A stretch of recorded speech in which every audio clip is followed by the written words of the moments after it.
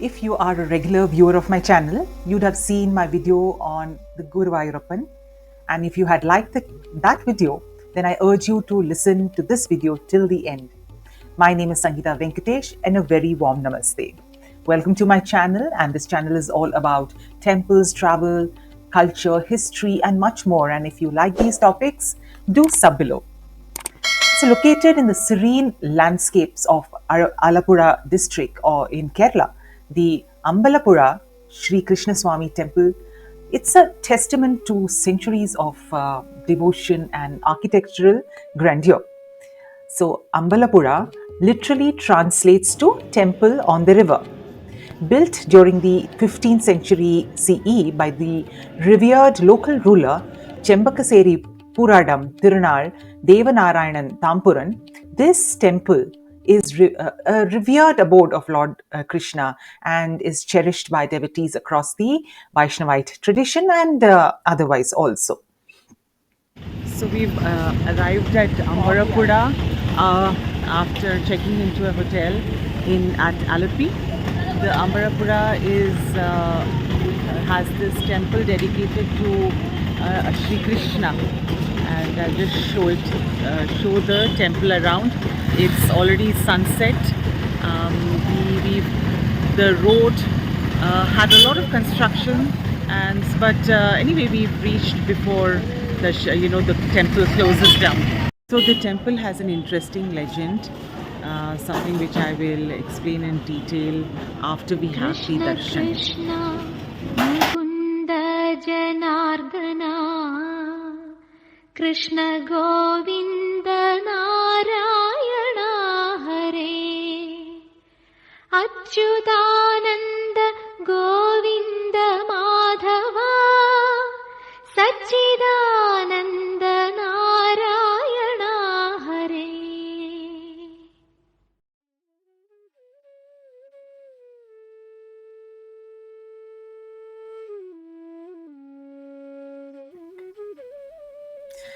So the temple's inception is intertwined with the story of the revered Vilvamangalam Swamiyar, a Brahmin saint of great repute who resided in Kerala during the mid-17th century. He was an ardent devotee of Lord Guruvayurappan. Now, Vilvamangalam was believed to have the extraordinary ability to communicate with the deity at will. So, legend has it that during a boat journey with Pooradam Thampuran, the Brahmin ruler of Chembakasserry, they were enchanted by a melodious strains of a flute emanating from the backwaters shores. And Vilvamangalam beheld a divine sight. Lord Krishna was seated atop a banyan tree playing his flute. This ancient banyan tree, known as Ganapatiyar, still stands behind the temple, a living witness to its sacred origins. So, before we describe the temple, let me go into the history of the Ambalappuzha temple. It is believed that Vilvamangalam Swamiyar, which we just spoke about, had earlier helped Manaveda Zamorin he was the Zamorin of Calicut, to see Krishna, and so inspired was he that he wrote the Krishna Gita. So, and then now the Thampuran got to see the Lord via Vilvamangalam Swamiyar. So, the Thampuram, he who was the ruler there, he acquired the land around the banyan tree and commissioned the construction of the temple to enshrine the idol of Lord Krishna there. However, as they were going to install the idol, they found that it was damaged on the left side and was considered unfit for installation. And so everyone was disappointed. So they started questioning. So the officiating Tantri, all he did was to tap the idol on the left side with a piece of iron, where the damaged place was, and out jumped a frog and with some liquid. So, they couldn't install that idol, and so Vilvamangalam Swami came to the rescue again and advised him to get the Swayambhu idol of Parthasarathi from the neighboring village of Kurichi, ruled by Tekkumkur Raja. But unfortunately, the two rulers were not on great terms. The Thampuram's minister went to Kurichi and quietly got permission from the owner. And the soldiers of the Tekumkur also did nothing, as they thought it was merely a granite stone image.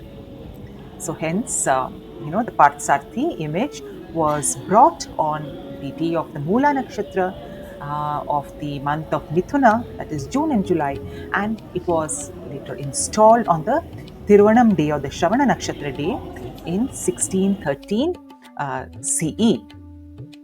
Hence, the Chembakasserry water festival, an annual extravaganza, is held on the Moolam day of the month of Mithuna. And additionally, the Arattu festival is held on the Thiruvonam day in March and April. And in fact, when we went, it had just gotten over the day before. So here the idol of Lord Krishna is in his Parthasati form and holding a whip and conch in his divine hands. So the temple is renowned as one of the 7 greatest temples in Travancore and counted among the 108 Abhimana Kshetrams or Abhimana Sthalams. And during the tumultuous times of Tipu Sultan's raids on various temples in 1789, this temple at Ambalappuzha served as a sanctuary for the idol of Sri Krishna from the Guruvayur temple, and it safeguarded it for 3 years. Now, central to the temple's spiritual allure is the tradition of serving the Payasam, a sweet rice pudding or kheer or whatever you call it. It's basically a milk porridge, and it is believed to be relished by Lord Guruvayurappan himself, who is said to visit the temple daily to accept this offering. So this, Payasam is the most important offering at Ucha or the noon puja. Now, there is a beautiful anecdote which says that Lord Krishna appeared in the form of a sage in the court of the king who ruled this region, challenging him to win the game of chess, and he wanted to compete with him. So, being a chess enthusiast, the king gladly accepted the invitation. The king then asked the sage to choose the prize. The sage just wished for a few grains of rice, but there was a catch.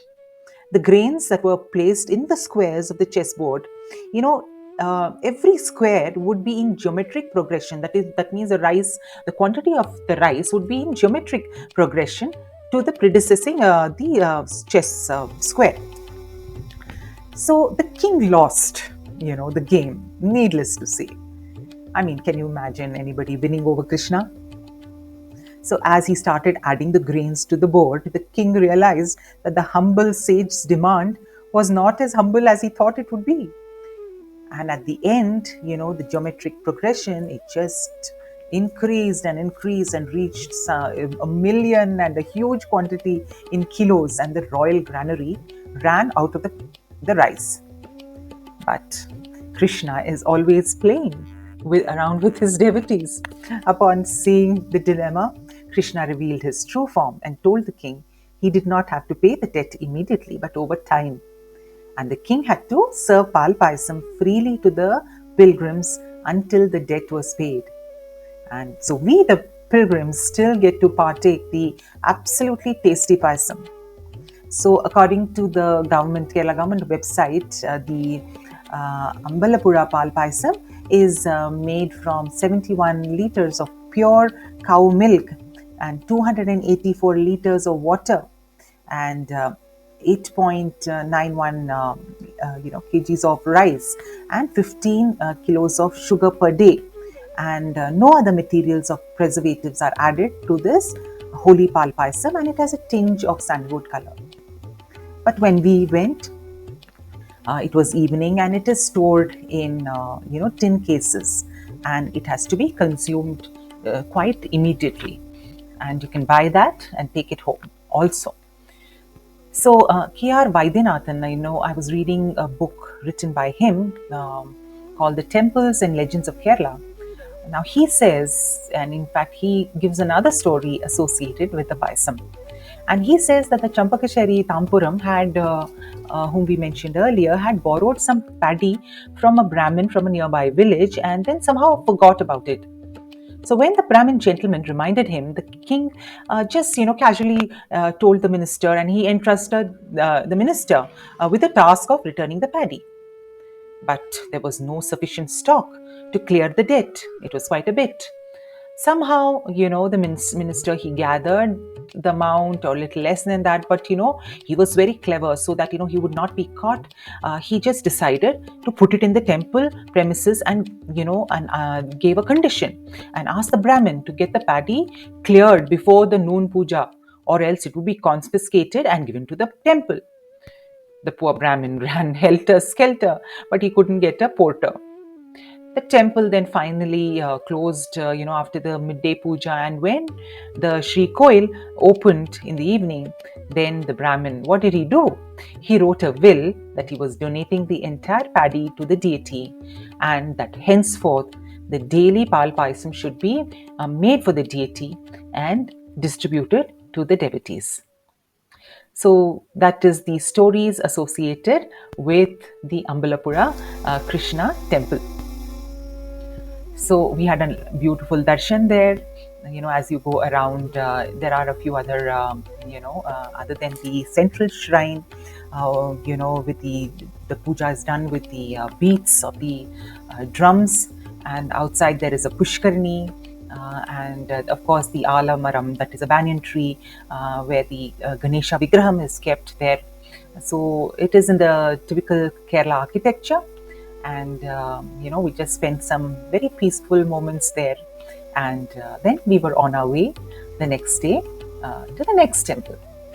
So I hope you enjoyed this narration and these stories that are associated with the Ambalappuzha Krishna Temple. If you liked it, don't hesitate and be good enough to click the like button. And if you have not yet subscribed, please do subscribe to the channel. So until next time, Namaste.